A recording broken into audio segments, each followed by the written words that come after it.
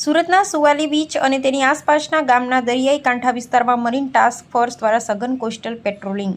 આજે તારીખ 18/5/2026ના રોજ સુવાલી બીચ અને તેની આસપાસના દરિયાકાંઠા વિસ્તારમાં મરીન ટાસ્ક ફોર્સના એડીજીપી શ્રી અમિત વિશ્વકર્મા સાહેબ અને ડીઆઈજીપી શ્રી એમ મુનિયા સાહેબના માર્ગદર્શન હેઠળ મરીન ટાસ્ક ફોર્સ હજીરાના પોલીસ અધિક્ષક અને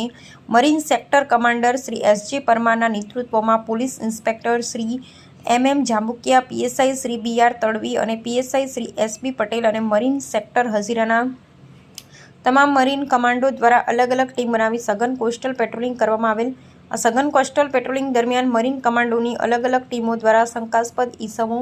શંકાસ્પદ બોટો તેમજ અવાવરૂ જગ્યાઓ, જાડી ઝાંખરાનું સઘન ચેકિંગ હાથ ધરવામાં આવેલ તેમજ શંકાસ્પદ ઈસમોની પૂછપરછ હાથ ધરવામાં આવેલી હતી। અત્રે નોંધનીય છે કે સઘન કોસ્ટલ પેટ્રોલિંગ દરમિયાન તમામ ઉચ્ચ કક્ષાના પોલીસ અધિકારીઓ દ્વારા ફૂટ પેટ્રોલિંગ હાથ ધરવામાં આવે છે। આ સઘન કોસ્ટલ પેટ્રોલિંગનો હેતુ શાંત પરિસ્થિતિમાં પણ સતત એલર્ટ રહેવાનો છે અને પૂરતી તકેદારી રાખવાનો છે તેમજ કોઈપણ પ્રકારની આતંકવાદી ઘટનાને રોકવાનું, જેથી આતંકવાદી ઘટના જેવી કટોકટીપૂર્ણ સમયગાળામાંથી પસાર થવું પડે ન। સત્યવાદ, જનતાનો વિશ્વાસ, પબ્લિક ઇન્ડિયા ન્યૂઝ, જસુભાઈ ગણાવા અને અમે સત્યની સાથે।